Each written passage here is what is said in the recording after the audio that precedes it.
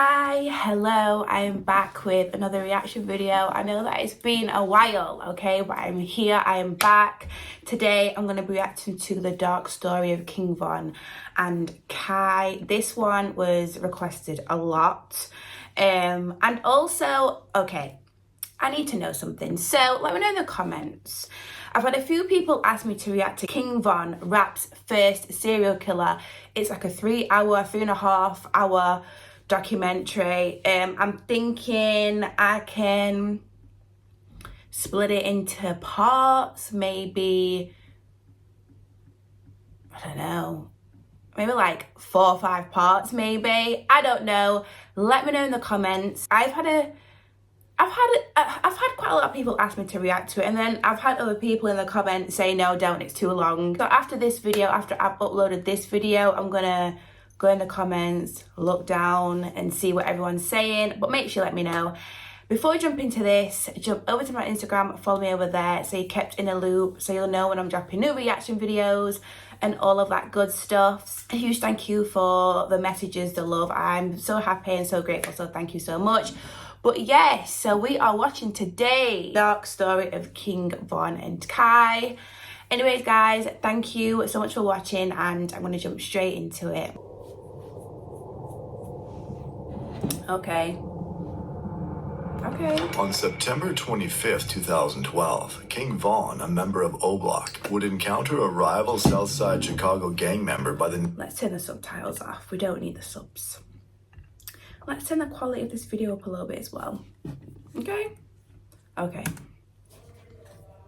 Von, a member of O Block, would encounter a rival Southside Chicago gang member by the name of K.I. on a local train ride. Oh, K.I. Sorry, is a member of apologies. STL, which stands for St. Lawrence, a street in which most STL gang members reside on. STL and O Block have had a strong hatred for each other for years, and the rivalry between the two gangs has resulted in many casualties. When King Von and K.I. spotted each other on the train, the two immediately began to get physical, with King Von landing several punches to K.I.'s face. After the incident, King Von logged onto Twitter and tweeted about the altercation with K.I., claiming that an opposing gang member got caught with their guard down on the train. K.I. would then begin to tweet about the situation herself by saying that her ear and arm are messed up. K.I. followed that tweet by also saying that she only has a bruise on her face and that she's not tripping because her .40 caliber firearm would put a hole in King Von's face. Damn. This situation stemming from the altercation on the train would soon become the start of King Von and K.I. frequently communicating with each other on social media. Just 4 days after the train incident, K.I. would tweet, "Retweet if you think I look good," in which King Von would retweet shortly after. 3 days later, K.I. would get into another altercation on the train, but this time with Lil Scud, an O Block member who is friends with King Von.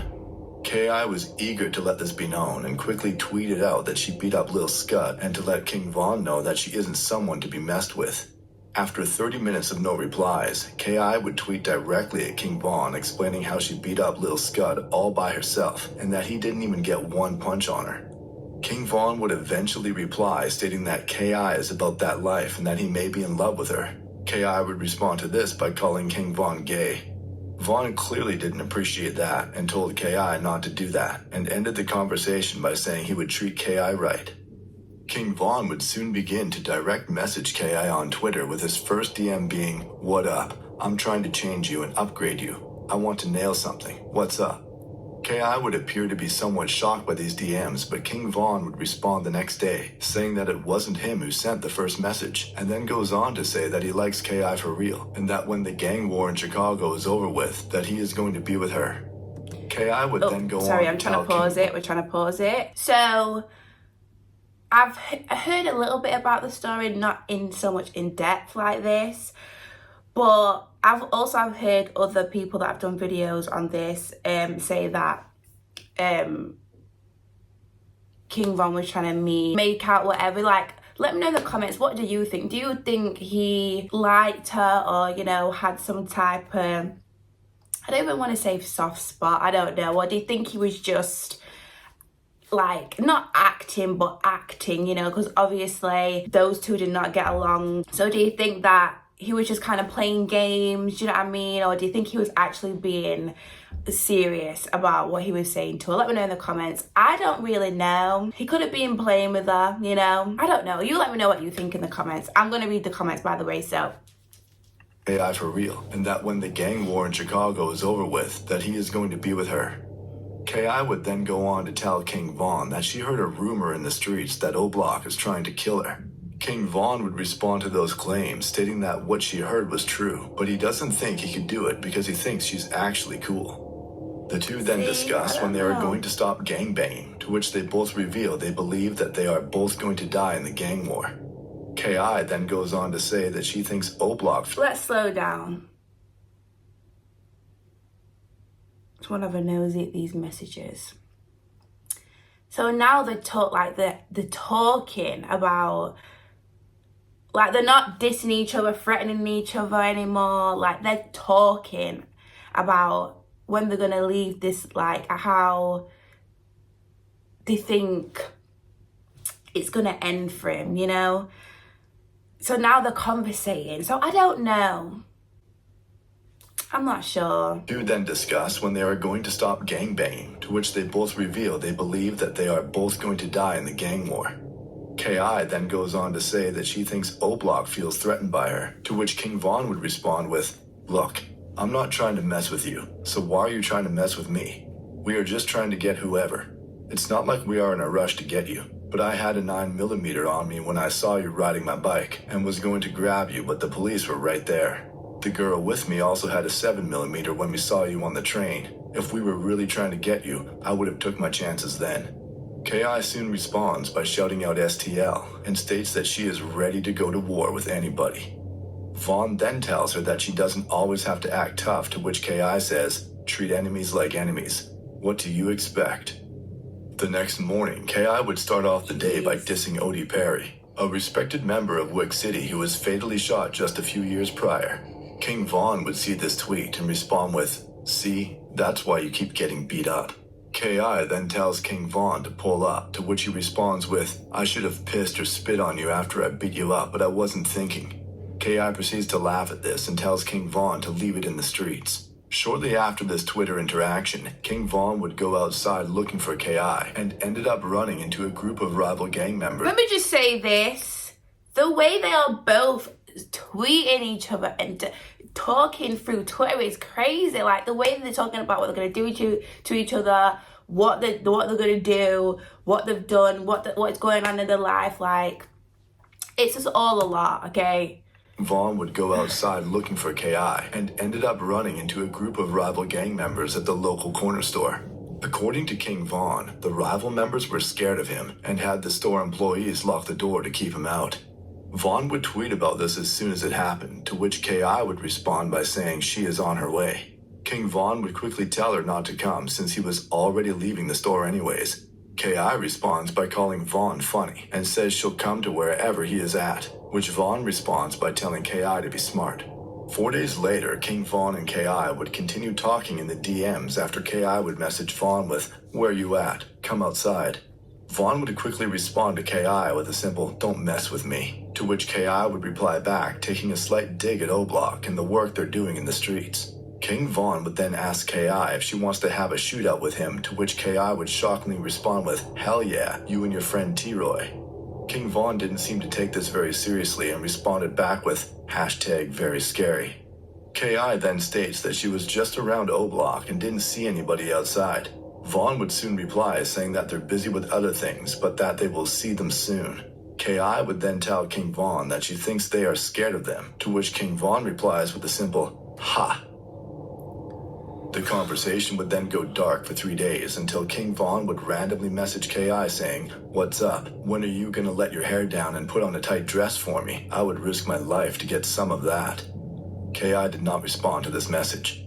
After that message, the two didn't speak to each other for about a week, but then on October 24th, 2012, KI would announce on Twitter that she would be going to Swisher Sweets, a popular store located in O-Block territory. King Vaughn would reply to this tweet moments later saying, "Don't do that. Today is not the day." KI would then respond by saying that she never even sees King Vaughn despite the fact that she's always outside. Let me just say this. I still can't get over the way they're tweeting back and forth at each other. And even the way that she's saying, like, I'm gonna be here. Do you know, like, I don't know. Crazy. He never even sees King Von, despite the fact that she's always outside. Vaughn would then say, I saw you before, right or wrong. K.I. would respond with, yeah, but ever since then, I feel like you've been hiding because I've been coming through your territory ever since. King Vaughn replies with, I've been going to Rhodes, but I think when you come over here, I be over here. K.I. ends the conversation with a simple LOL. 2 days later, K.I. would suddenly post a tweet stating that King Vaughn was a goofy who got beat up by her friend FBG Butta just 2 years prior.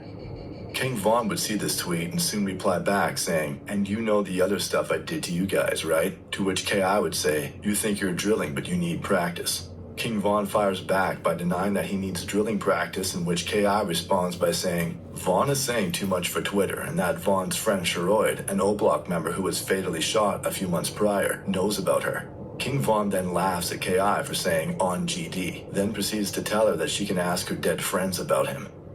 3 days later, K.I. would tweet at King Vaughn saying, I want to meet King Vaughn face to face, in which Vaughn would respond with, LOL, you don't really want that, Kira. K.I. would then respond with, see, you don't think I'm tough. 4 days later, K.I. would once again tweet at King Vaughn, saying that she hopes people in O-Block don't actually call Vaughn King Vaughn, and that it's suspect if you do. King Vaughn would respond back by claiming that he earned the name King Vaughn. K.I. responds by bringing up the fact that Vaughn used to get beat up back in the day. Vaughn replied back laughing at the fact that K.I. was even talking about getting beat up, and that if it wasn't for guns, he would be walking up and down their block all day. 6 days later, King Vaughn would make a tweet about K.I. saying that she sounds good on the phone. This would indicate that King Vaughn and K.I. physically talked on the phone with each other and didn't just message each other back and forth on social media. Vaughn would also make a tweet several hours later complaining that K.I. hasn't answered her phone all day. King Vaughn would eventually get arrested on November 20th, 2012 for unlawful use of a weapon by a felon. This arrest led to King Vaughn sitting behind bars for over a year. While behind bars, King Vaughn's sister, Kayla B, tweeted at K.I. telling her that Vaughn misses her and that she should go and visit him in jail. K.I. responded with LOL, but Kayla B followed up insisting that her brother King Vaughn really wanted to see her. On February 11th, So this is what I mean, right? I'm gonna ask you again. You think he's just trolling at her? Like, is this a troll to him? Like, are they just trolling, just playing what he's playing, you know, trolling? Let me know in the comments. I don't know. I just really don't know. To see her. On February 11th, 2014, King Vaughn was released from jail, and one of the first things he did following his release was tweet to K.I. saying, what's up, you don't miss me? K.I. would quickly respond with, what's up, when are we linking up? King Vaughn would then respond by asking why she never came and visited him in jail after allegedly saying she would. K.I. would not reply directly to this tweet, but moments later tweeted, how does it feel to lose your friend while behind bars? Referring to the death of J Money, one of the top members of O-Block who was fatally shot during Vaughn's incarceration. King Vaughn wouldn't say anything about the tweet, but would later tweet RIP J Money in honor of him. K.I. would soon retweet this as a way of taunting him, to which King Vaughn would quickly compose a tweet discussing Crack and Modell, two STL gang members who unfortunately passed away. While all of this was going on, O-Block was already making plans to avenge J Money after word got out that an STL gang member by the name of Lil B was allegedly responsible for the death of J Money. O-Block was ready for Lil B, but before they could meet face to face, Lil B was fatally shot by the Chicago Police Department in March of 2014 after reportedly pointing a gun at one of the officers. This means that O-Block would not be able to avenge one of their top members and were now looking for the next best thing. On April 10th, 2014, K.I. would release a series of tweets regarding her future. The tweets state, I do what I do because I know God has a day for me. You're nobody until someone kills you. That's just real. I've seen too many of my friends in a casket. Less than 24 hours after posting those tweets online, K.I. and several others were standing outside of a home on the 6400 block of South Eberhard when a man exited the passenger side of a blue Oldsmobile that was parked facing eastbound on the corner of 65th and Eberhard. The man proceeded to walk northbound on Eberhard and quickly began shooting at the group of people standing in front of the house. The suspect would then retreat back to the getaway vehicle and flee the scene going eastbound on 65th Street. 3 individuals were hit during the situation and were immediately rushed to nearby hospitals. The first victim was an unidentified male who got shot in his right foot and survived his injuries. The second victim was rumored to be FBG Buddha, the same individual that KI claimed to have beaten up King Von in the past. Buddha was shot in the right knee and also survived his injuries. The third and final victim was shot 7 times and passed away from their injuries during surgery at the hospital. That individual was KI. Detectives would arrive to the crime scene shortly after and began to interview anyone who saw what happened. While there were many witnesses on scene, most of them provided detectives with vague details about the case, with some of them even admitting that they are scared to cooperate. However, certain witnesses gave the detectives a similar story, stating that a man wearing dark-colored clothing approached the house and began to open fire while yelling things at them. These witnesses would also give detectives a name of someone who they think may have committed the crime, a name in which the Chicago Police Department were already quite familiar with. Over the next couple of days, authorities would continue to investigate the homicide of KI and eventually developed a photo spread of potential suspects. Witnesses were soon called in to view the photo spread, and almost all of them were quick to point out the same suspect whose name was given to detectives on the day of the crime. Then on April 29, 2014, just 18 days after the murder of KI, Davon Bennett, aka King Von, was taken into custody by Officer Fernandez of the Chicago Police Department's Fugitive Apprehension Unit to be interviewed by detectives. At around 1 p.m., King Von was placed in an interview room where 2 detectives began to question him about his involvement in KI's murder. Von would quickly deny all involvement and stated that he doesn't even know KI and never goes around 65th Street. The detectives would then ask Von if he would be willing to do a polygraph examination, to which he would agree to do and was given food and water. While this interview was taking place, 4 cooperating witnesses were called in so they could view an in-person lineup of the suspects. The first witness to view the lineup told authorities that they were unable to identify the suspect, while the second witness pointed to King Von and said it could possibly be the suspect but wasn't sure. The third witness couldn't make an identification but verbally told detectives it was King Von. The fourth and final witness viewed the lineup and pointed directly to King Von. 2 assistant state attorneys would then arrive shortly after and began to review all the evidence in the KI case. Detectives would then go back to the interview room to check King Von, where Von would begin to tell detectives that he changed his mind and will no longer do a polygraph exam. King Von then starts giving detectives an alibi, claiming that he checked in at his parole office on the day of KI's death. Detectives immediately started looking into Von's alibi and was able to confirm that he did in fact check in at his parole office, but there was still 30 minutes of unexplained time where he could have still committed the crime. Then on April 30th, 2014, the Cook County State Attorney's Office would announce that they are declining to prosecute King Von for the murder of KI due to inconsistencies in the witness statements. This would mean that internally this case is solved according to the Chicago Police Department, but to the public this case is still unsolved with the suspect still at large. King Von was then released from police custody around 6:30 p.m. that same night. Less than 2 hours later, King Von would tweet, "I'm so happy and grateful. I'm too real for this." King Von would then go on and get arrested for another murder less than 3 months later. He sat in the Cook County Jail for over 3 years while awaiting trial. During the trial, King Von was acquitted of all charges due to lack of evidence and was released back into the free world. After being released, lifelong friend and rapper Lil Durk would take King Von under his wing and attempt to turn him into a gangster rap superstar. Within a matter of months, King Von would become one of the top street rappers in the music industry, with his music surpassing tens of millions of streams each month, and even received co-signs from A-list celebrities such as NBA star LeBron James. Then, on November 6, 2020, King Von's iconic music career would be cut short after he was fatally shot in Atlanta during an altercation with another rapper. King Von was 26 years old at the time. Crazy. Yeah, I agree. But it's very hard for people to start the streets, I feel like. So that was the dark story of King Von and KI. Let me know what you think about this in the comments. Let me know what your thoughts are. I know that they was both communicating for like ages in it. So for so long they was both communicating, both saying stuff to each other, tweeting each other and messaging each other and potentially having phone calls with each other, okay? I do feel like he was probably just like playing with her, you know, They were both playing with each other, of course, but I feel like he was playing with her. I don't think he actually, liked her, if that makes sense. Formed some type of trust relationshipy thing with her, but she weren't having it, was she? Like, she just was not, she just wasn't having it. But yeah, let me know in the comments what you think about this story, what you think about what you've just watched. I was literally locked all the way in. I hardly even spoke, I feel like, so apologies for that, but I was locked in.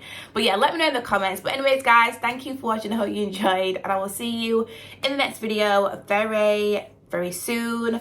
Bye.